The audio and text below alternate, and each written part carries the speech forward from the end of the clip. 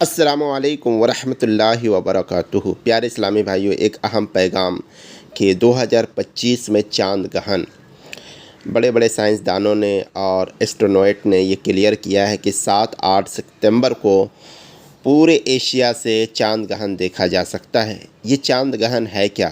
یاد رکھیں مسلمانوں، چاند گہن یہ اللہ پاک کی بڑی نشانیوں میں سے نشانی ہے۔ اس میں ہم مسلمانوں کو چاہیے کہ 2 رکعت نماز پڑھے، نماز کے بعد ذکر و درود استغفار میں مشغول ہو جائیں۔ یاد رکھیں یہ تماشا بنانے والی چیز نہیں ہے، بلکہ اللہ پاک کے خوف سے لرزنے اور استغفار کرنے کا وقت ہے۔